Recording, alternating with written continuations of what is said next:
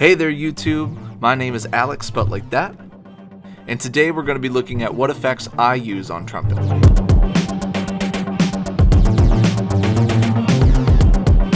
So before we get started, I do just want to give a quick shout out to Wyatt Smith. If you pay attention to any of my music at all, you will know exactly who Wyatt is. Wyatt is a fantastic trumpet player, great keys player, just an all-around great musician.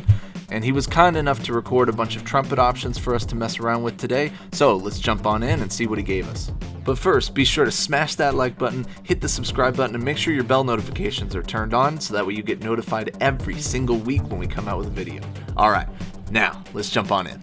Okay, so here we are, we're looking in ProTools. We have 1, 2, 3, 4 options that he sent over to us, and each option is a little bit different than the previous one. We have things that are a little more jazzy, a little more poppy. We have some legato, more long tone based things, so we have a little bit to play with. Now, for me, I've broken down the effects that we can use into 3 main categories. Category 1 is cleaning. The audio he sent over is good, but it could always use a little bit of cleaning, a little bit of sprucing up, make it a little bit more lively. And not just in the frequency range, we're also going to be cleaning up the actual dynamics of it, making sure that he's not getting too loud, not getting too soft, all that stuff. Category number 2, I labeled adding color, adding texture, or adding mood, or, just putting in a little bit of flavor. This is going to be like the salt and pepper, the cayenne, all that stuff that you put on your chickens. That way it's not just like bland old chicken, right? And then the last category is categorized as fun. And now this category is going to be some of the things that you wouldn't typically do to a trumpet, but we're going to today. All right, so first things first, let's just listen to a little bit of each option. Nice.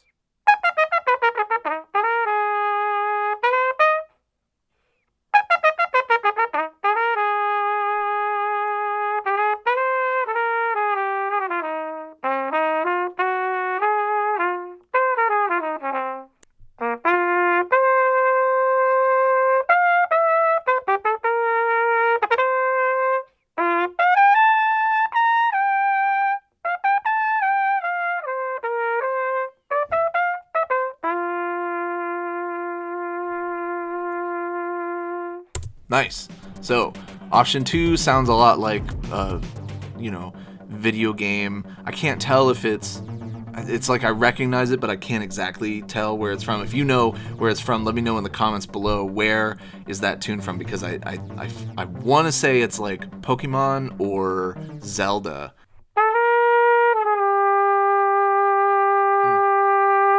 I have to stop it. So we have a running joke, Wyatt and I, that like my favorite thing that he does is like this. It's like this run or something like that, and it always sounds like ba-ba-da-da. And if you go back and you listen to Drown, if you listen to Level, if you listen to any of my songs that he's been featured on, or any of the acoustics that we did, and he's been on, I think, every acoustic or most every acoustic, listen to his trumpet part, because he does that in every single one because he knows I love it so much. So thank you, Wyatt, for including it on this. Okay, I'm going to shut up now. Back to it.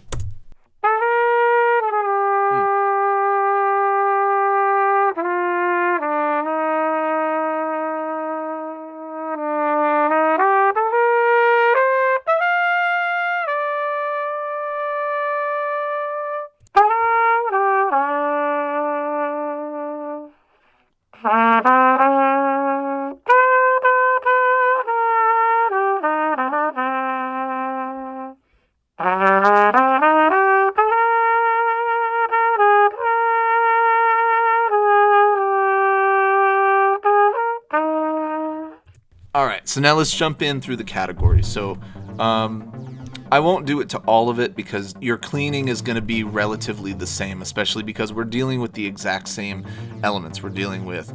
It's the exact same trumpet player on the exact same trumpet in the exact same room. Alright, so we're just going to start with example 1. So the first thing you always want to use is an EQ. Now, I run through a couple of different ones, but the main one we're going to use right here is just this EQ3 7-band. It's a ProTools stock EQ, but I like it. It's a 7-band. Let's just look at the presets. Now, some people are going to cringe because I said let's look at the presets, and there is a little bit of debate as far as should you use presets, should you not use presets. Let me explain why I use presets. I know that some people are against them and for whatever reason, but for me, I think, you know, it's great if you can start with a basic line and, you know, make the curves where you want to hear it. But for me, if I can cut out a lot of that time by just editing what the preset does, then I would much rather do that. I'd rather save time than save face in a way. And it's not like I wasn't still EQing just because I used a preset and then edited the preset. It just means that I'm working faster than you. Anyway, enough being salty. So we're just gonna play this on loop, and we're just gonna fiddle around and talk about what each of the different bands is going to kind of bring out or take away, what we should be taking down, what we should be popping up. Should we be popping anything up at all? Let's see.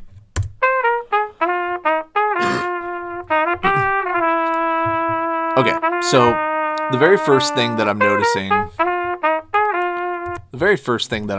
is that we need some higher end. So here's our high filter, and I'm just gonna pop this up gradually as it plays until I kind of notice something that I like.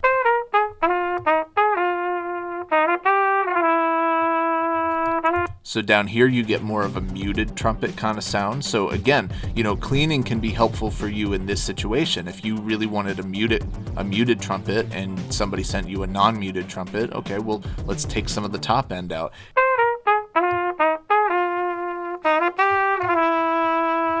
Notice how that opened up a lot more. Now that was a huge gain increase. That was a 12 dB gain in the 4,000 hertz range, but we're not going to go that crazy, but that's kind of what we're looking for. We want a little more air, we want a little more vibrancy from this trumpet.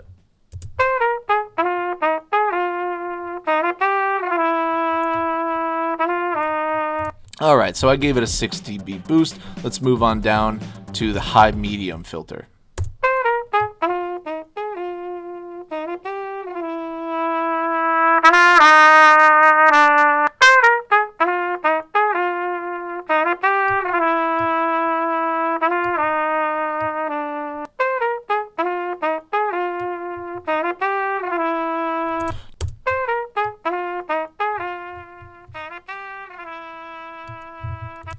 So again, this is going to add to that muted effect if you're looking for that. Okay, so now we're going to bring it up.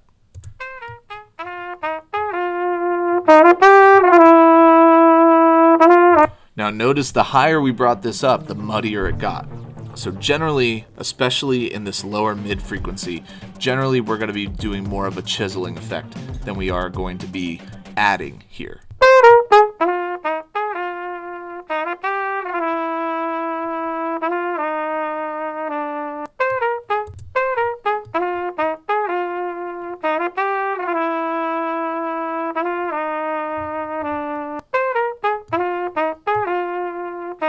Did you notice that there really wasn't a huge change?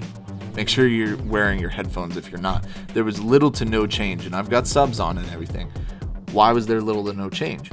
Because there's not a lot of low frequencies coming out of a trumpet. So instead of playing around with the low frequencies with this, what we should be doing instead is we should be adding a high pass filter. I generally make it pretty hard. And what I'm gonna do now is I'm just gonna play the clip and I'm gonna slowly introduce it in until I start to hear a change. This is a huge thing with mixing, is making sure that you're cutting out things that you don't need on specific instruments, so that way you make and allow room for other instruments to come in and sit alongside.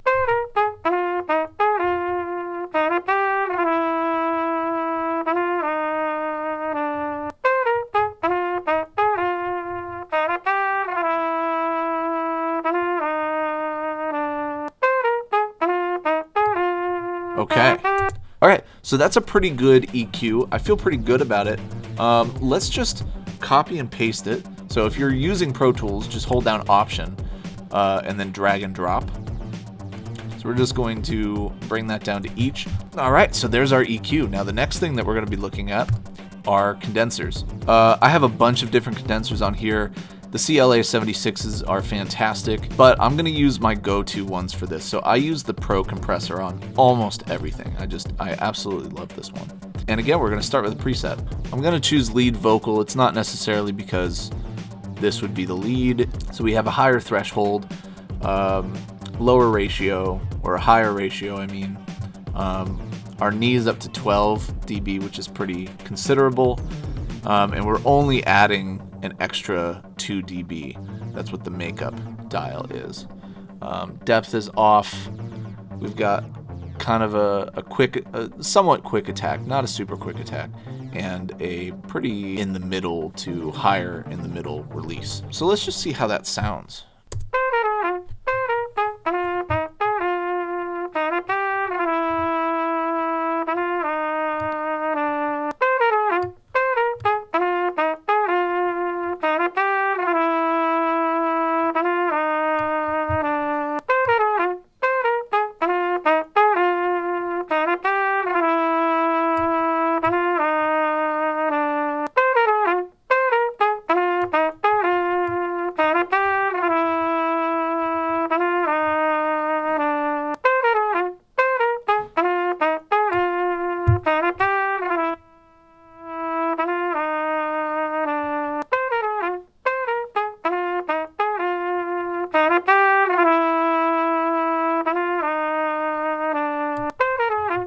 I would maybe think about bringing that ratio back down just a smidge.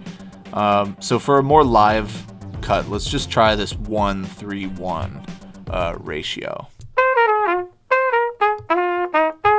That's with it completely gone.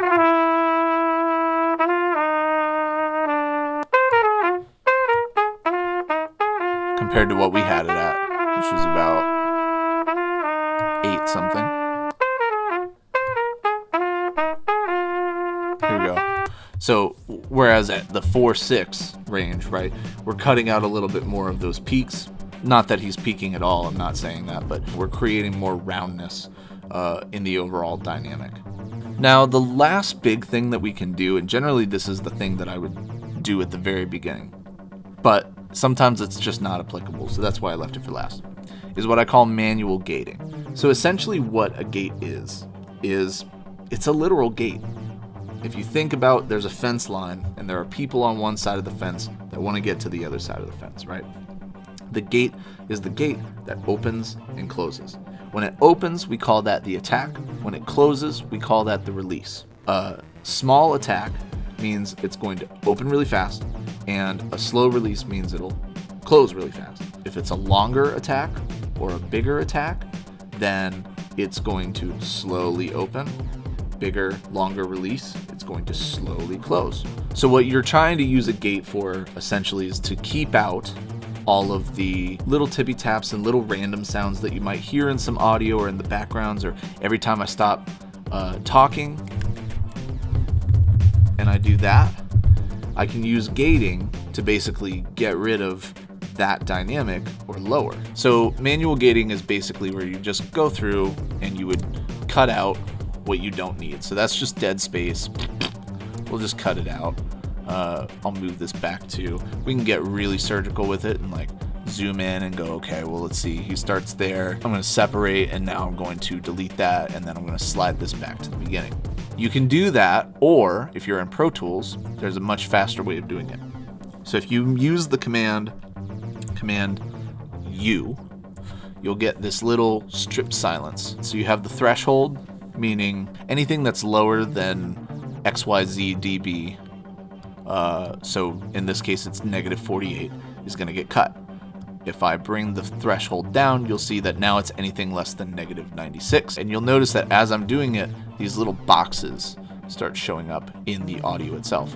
Basically, anything within those boxes is going to stay, anything out of it is going to leave. So as you can see, if I zoom in, so right here, right, everything that's to the left of this line that's inside this little box is going to stay. But we have a little bit of a tail here that we would really like to keep. So what we can do is we can go down and we have clip start pad and a clip end pad. So we're going to push out that end pad, and you can see that now it's put it to a point where we can catch that tail. Now, even though it's really small, if I zoom in just a little bit more, you can see we lose a little bit of a nub at the beginning of this clip. So let's push that out just a little bit, not a lot. So then you can go through and see, okay, am I going to be missing anything else? I am, so let's just push that end pad out a little bit more. So then once you're done, you have a couple of different options. You can either extract, which basically takes out everything that was in the boxes. That's not what we want to do, so we're going to Control Z. We can separate, which basically just cuts everything up. Or what I generally use it for is strip. So anything that's not within those boxes gets cut out. And then just to really make sure that we're doing everything okay, we're going to do Command F. And this is going to bring in batch fades. So basically anything that was highlighted on that specific track will now be given fades. A fade in, which is length at 10 milliseconds. We can change that. We can add it to 100. Cross, which we shouldn't have any uses for. Crosses would be for if you have two clips that are butting up to against each other, and then an end. And let's just make that 102 for continuity's sake, and we'll click OK. And so now you can see these little fades, and so this is what that sounds like.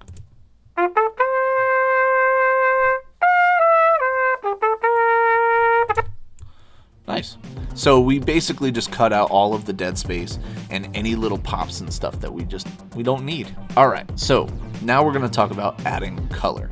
Now I have two main things on here, the first one being reverb and the second one being delay. Now there are maybe other ways for you to add color, but these seem like they're pretty standard ways, so I wanted to go ahead and cover them. So let's play around with some reverb.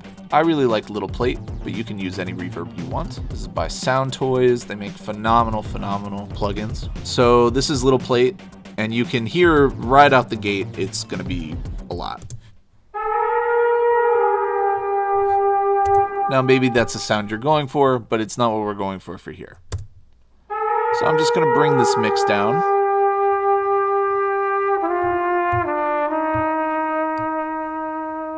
All right. Now let's say we want the decay to be less. So we're going to take this knob, this decay seconds knob, and we're going to turn that down.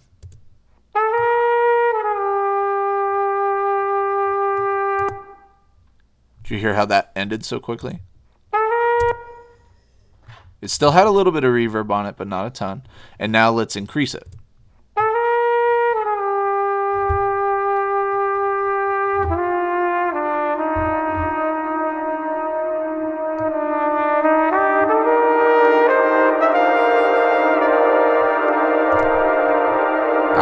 Now, there I set it to infinite. That was the highest it could go. You'll see this little red bar. I see that as like a danger bar. So once you get into the danger zone, then you are now clashing with other frequencies, right? So even in these long tone situations, you can tell that he's playing notes and they keep going, and then he plays other notes on top of them. Luckily, it kind of worked out, and it was actually really pretty. But again, we're going for a more clean traditional trumpet sound, so I would go for more of a somewhere in the 1.5 range for this decay.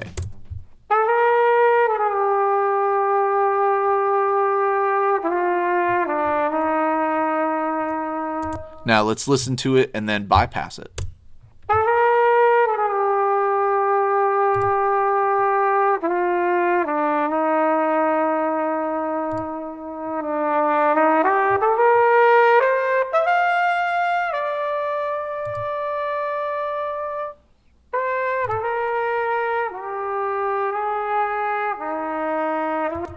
Did you hear how the reverb really glued everything together? It made it sound even more lush, even more beautiful. That's what we're talking about when we say adding color. This is the salt, the pepper, the cayenne. If we want it to be more lush, you put some reverb on there. Now, let's try playing around with a little bit of a delay. Now, I have a bunch of different delays that I like. Echo Boy and Echo Boy Jr.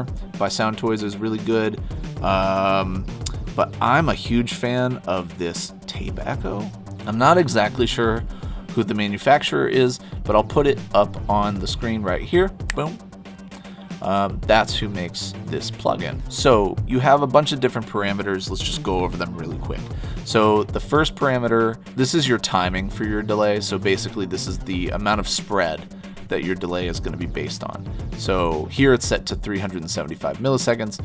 If I make it shorter, 70 milliseconds, that means 70 milliseconds after the trumpet plays, it will make a delay sound after that. If you're playing a specific song and you already know what the BPM is, and you have it set up in your DAW to that BPM, you can set it up where it will delay based off of a specific note. But we don't really, he's just kind of playing here. So we're just going to set it to a random spot and just see what it sounds like. So let's just start kind of where we were. Now down here you have your bypass on and off, basically just turning, here it's turned off, now it's turned on. Your feedback is basically the amount of times that it's going to repeat and how loud those repeats are going to be. So if you have it all the way up, it's basically just going to keep repeating over and over and over and over again. And then when you bring it down to 1, it's just going to repeat maybe once. So notice that it was just a very quick boop, boop, boop. Whereas if you have it at 9, turn that down before we freak everything out. So it's basically, it's just keeping on fading into each other. So you do have a record level here. It's the actual loudness of the delays themselves. So the higher up you go, the louder it's going to be. The lower you go, the softer. And then the mix here is, it's a ratio based mix on how much of the original audio is playing and how much of the delay is playing. So right now it's set to a 3, so you can hear both relatively. But the higher we bring this up, the less we hear the original audio.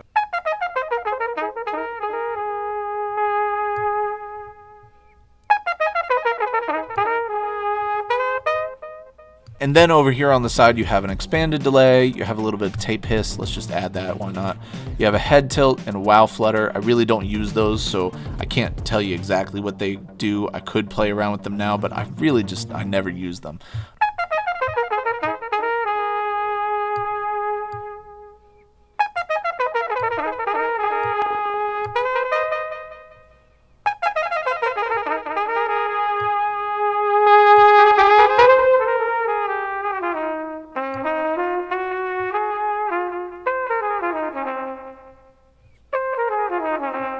So I like that. You can get into like the weirdness of delays where you have like a crazy delay. It's really loud and it's abrasive and it's what you want because of the texture or the style or something like that.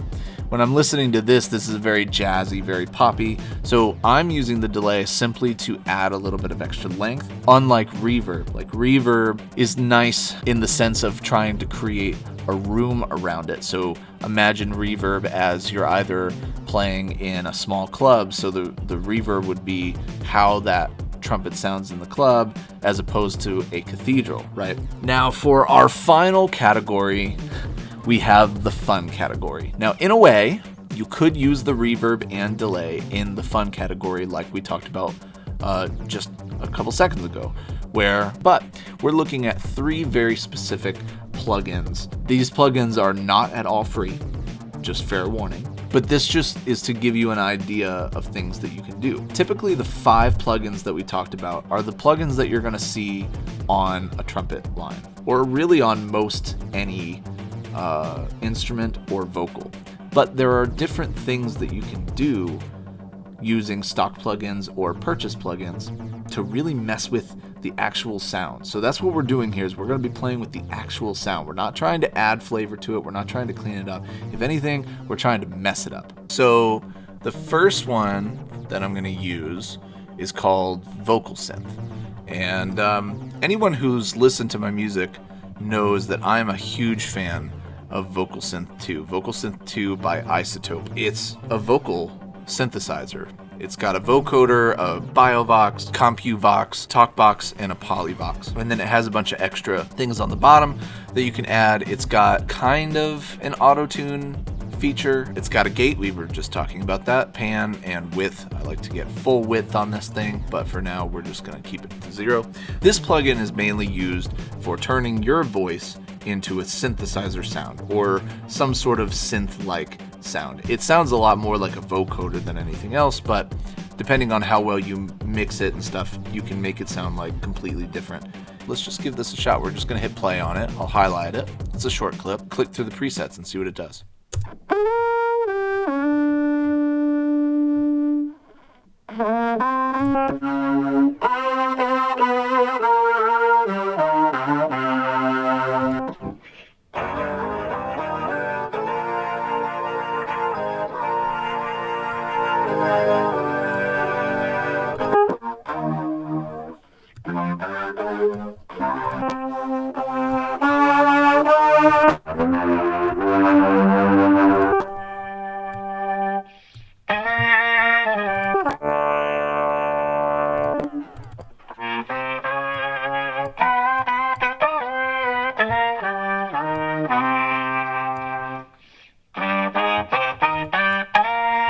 So this is called Four Barbers, and it kind of sounds like a barbershop quartet.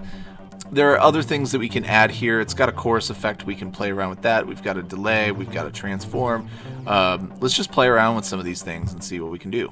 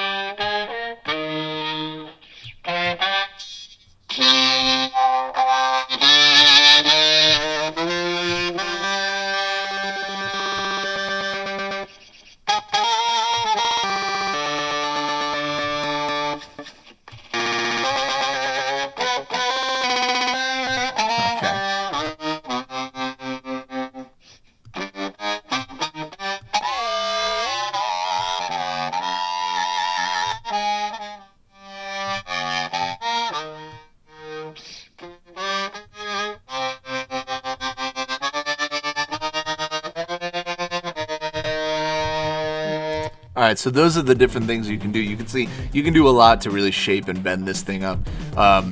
And it's something where you could take even just like a B part, like let's say I'm recording a song, right? Wyatt sends me a bunch of different options for melodies that he could put on a song. I may find one that's just perfect for the trumpet part, but maybe this one would be really good for a synth part. So you can just kind of turn it into this weird sounding synth, and you can only get that synth by having that specific trumpet player playing that specific trumpet in that specific room with the exact configuration of VocalSynth on top of that. So that's a really cool way of like coming up with new sounds, new vibes. Now the other option that we have is Trash by Isotope. You can do a lot of different things with this. This is more of a texture type of function. So you have all of these different presets. In the preset manager, you can add some, you can delete some, you can do whatever you want, but we're gonna live in these presets. So let's just let's go aggressive and just find something that looks interesting. They definitely were very cool with the names. Let's try Eye of the Storm.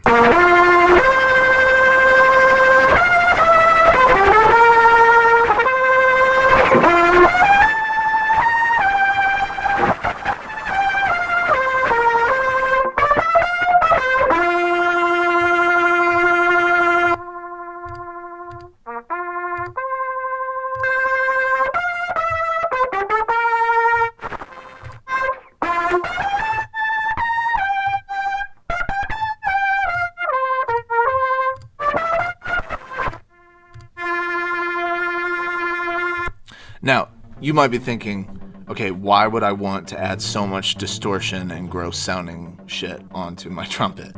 Well, again, it all depends on the situation. For example, in the song Level, featuring Wyatt Smith and Kevin Epps, Wyatt was playing a flugelhorn, he wasn't playing a trumpet. And after he recorded his part, I liked the way it sounded, but then once I heard it in the song itself, I was like, I really think that a trumpet would have sounded better.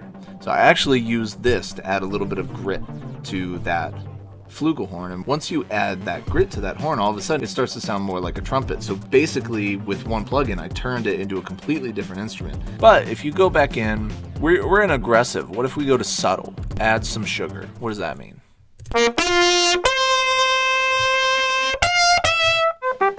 Baby Fat? Baby Fat actually sounds kind of cool. overdrive.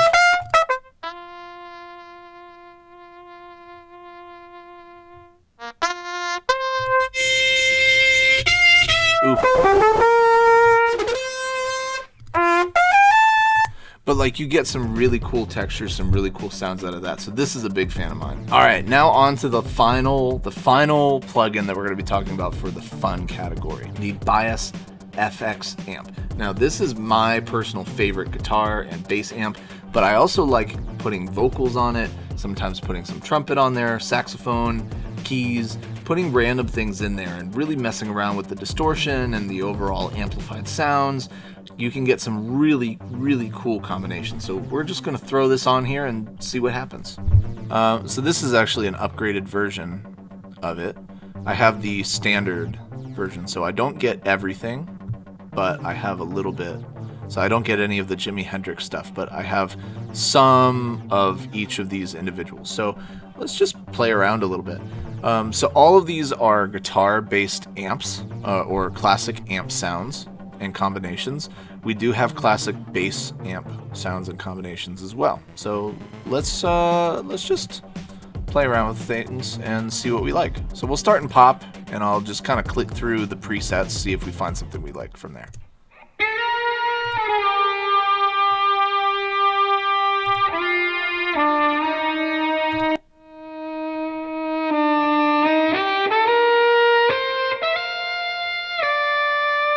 Ooh, that's really pretty. That's really cool.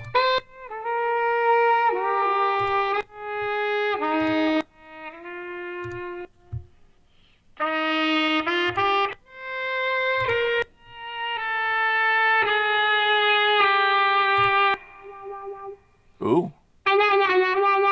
Ooh.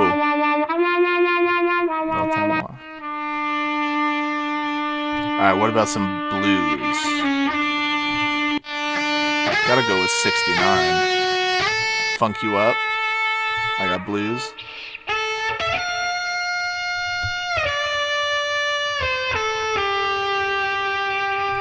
Cashmere. Oh, that's pretty cool. What about acoustic? What about an acoustic sound?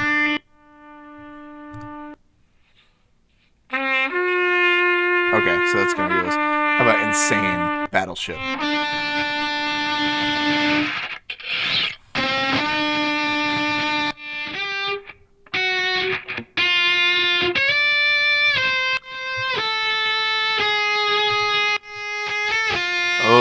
Empire Warriors. Yeah. So you notice how